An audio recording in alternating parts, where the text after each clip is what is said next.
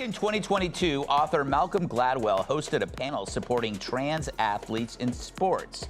But now he's admitting he was actually afraid to speak his mind. I wonder, is he ashamed of his performance at that panel? I'm ashamed of my performance at that panel because I share your position 100% and I count. The idea of saying anything on this issue, what the trans movement is not asking for, they're not asking for, What happens when late-night chaos and haircuts inspired by pop psychology collide? Greg Gutfeld is using a sledgehammer to destroy Malcolm Gladwell's 10,000-hour thesis, much like a child in a Lego store.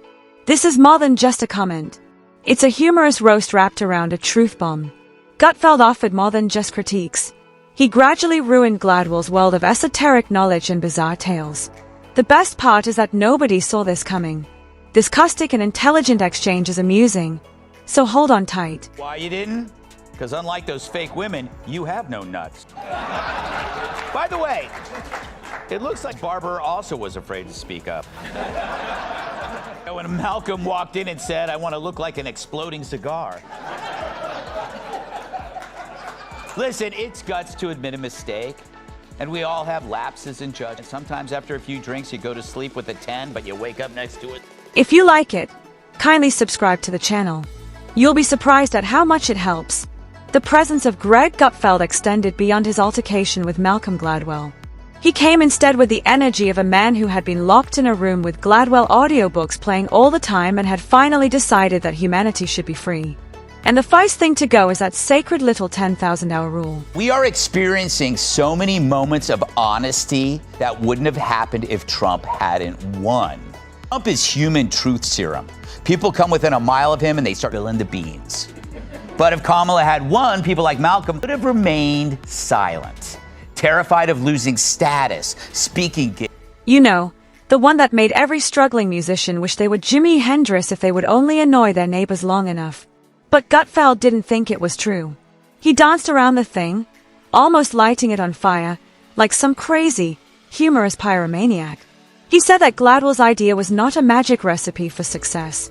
It was just a lofty excuse for squandering time. Him for coming clean. It takes a big man to admit when he's wrong. But Gladwell didn't. He just admitted he was weak. He portrays this situation as if a bad thing was done to him. He was cowed. No, he wasn't cowed. Cowed is what happens when you go to lunch with Joy Behar. Wait. And she demands to lick gravy off your face. Mom, don't worry about me sitting in the basement for 10 years, you could remark to your folks. I'm not a slacker. The greatness I am cultivating. That's Gladwell's sales pitch. And for years, it was regarded as gospel. The reason he is talking now is because it's safe. He's like the guy at a bar who waits until the bouncer breaks up the fight before he starts talking trash. So on one hand, I welcome to the right side, but on the other, I was there the whole time. Others like him would share the risk. They didn't. They were too scared. And with each passive lie, the mob grew. Then comes Gutfeld, the human wrecking ball of smugness. The emperor suddenly appears nude. How fast he pointed out the problems in Gladwell's concept made you think he was competing in an Olympic demolition contest. To be honest, he may have won gold. What's so insane is how he effortlessly dismantles the whole procedure to create a faultless empire. Neither with statistics, nor with academic language. Instead, he became a comic hitman. Think about it. Malcolm Gladwell, with his characteristic hair, attempts to keep his carefully arranged tower of stories intact, but when Gutfeld tosses one at the bottom, it all comes crashing down like a Walmart Jenga set. Women who saw Leah Thomas's wang, and his choice was to join the mob and then call out the brave folks who didn't. He hoped the alligator would eat him last, which may also be what glues pubic hair onto his scalp. So in effect, he's simply telling us that he stopped a bad thing. He's like a drunk driver who wants credit for using his turn signal when he enters a playground. He was also quite harsh in his framing. They stamped that 10,000-hour nonsense onto their spirits and used it to build whole motivating companies. Every coach, consultant, and keynote speaker should give Gladwell a royalty payment. But Gutfeld was not impressed. Basically, he told everyone that Gladwell didn't provide information. He provided shortcuts for those who wanted to believe that life was just an Excel formula. Simply setting a timer and doing the same scales for 10,000 hours may make you a legend. Moderates the panel. And here's a moment that happened on the panel. This is Joanna Harper in SOT 7C. Thank you. That if we let trans women compete in women's sport, then we have to let them win. Not win disproportionately, but win, at least. So Joanna's saying we have to let trans athletes win. We must. If they're going to participate in the women's sport, let them win. And now Malcolm was there, and he just gave an interview to Ross. But that's not how reality works. Sometimes you could just be terrible. Additionally, according to Gutfeld, Gladwell made a lot of money by pretending he didn't. The unpleasant thing was that, because everyone secretly likes Gladwell because, let's face it, he makes life seem like a cheat code. It was he who made you believe that mediocrity was only a front. That 10 years of free time, persistence, and a good Spotify playlist were all you needed. Like a vindictive parent, Gutfeld destroyed everything when he discovered that you had been majoring in interpretive dance. Malcolm Gladwell is? No. You didn't know? No, I swear. God, maybe we are I still don't know who he is. Greg, I don't need what you brainiacs call books. So Sure that him and I worked at the same place? that must have been fun. Yeah, 80s, we worked at the American Spectator. Huh. Yeah, How he was was his there. hair then? I don't know, I only met him once. And it How was was your dark. hair then? It's hilarious because he made it seem easy. He didn't only make fun of Gladwell's theories. He treated them as if they were shoddy horoscopes. You know what the sort is. You'll be successful after a lengthy period of work. Whoa. Revolutionary. However, Gladwell just added mathematics in this case. 10,000 hours. A number so accurate that it seemed scientific even though it was practically made up. Malcolm Gladwell spent years constructing this empire of pop intellectualism by narrating bizarre tales about the causes of people's achievements. He talks about that moment with the benefit of hindsight in SOT 7B. When they turned to you, Ross, and they said, Ross, you have to let us win. And it was at that moment that I realized this position has gone, this argument has gone to the furthest extreme. What the trans movement is not asking for, they're not asking for, a place at the table. They're not asking for to be treated with respect and The idea that complex human activity may be condensed into short, memorable tales. It's like putting glitter on veggies, Gutfeld added. But Gutfeld dispelled that illusion. He feels that one is not informed by reading Gladwell. You end up being as intelligent as someone who brags about doing Sudoku while flying. To no one at all, impressive. It was a relentless roast. Even more ironically, Gutfeld retorted whenever Gladwell's followers tried to retort. God, maybe we are.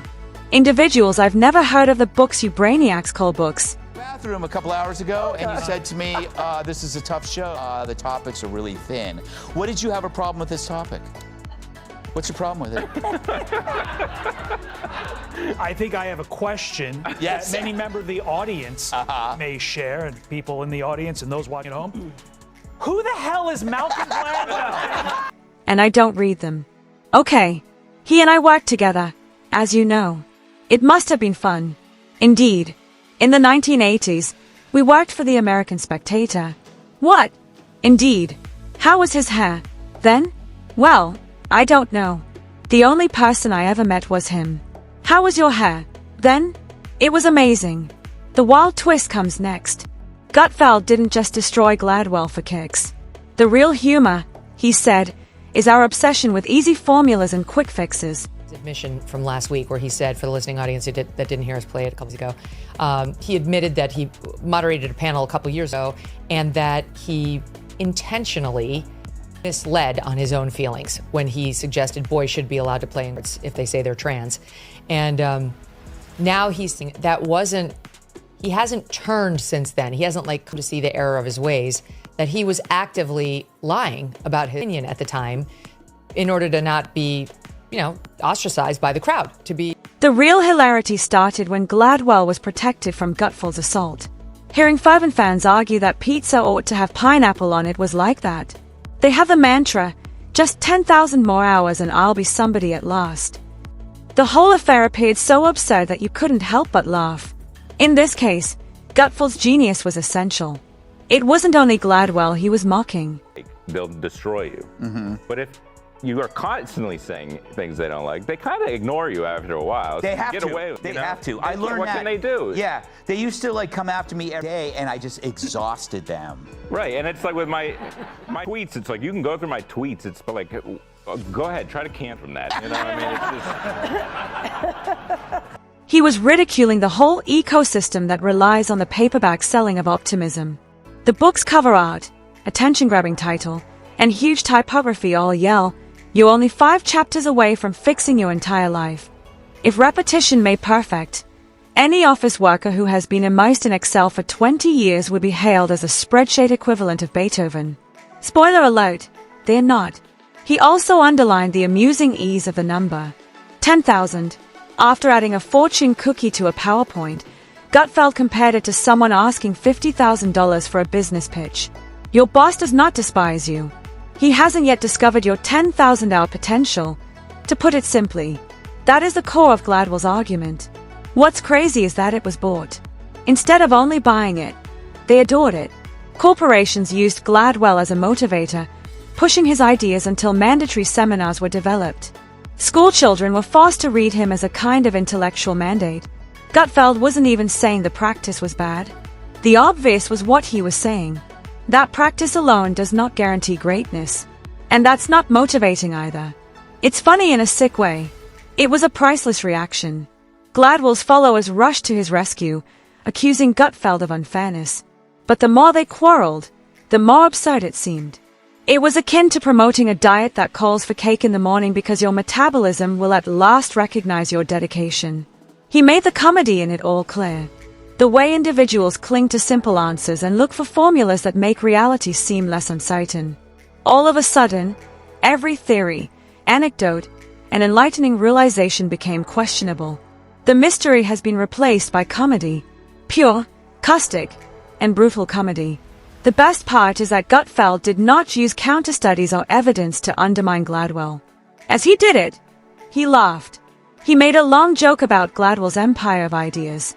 And once you hear the joke, you can't get out.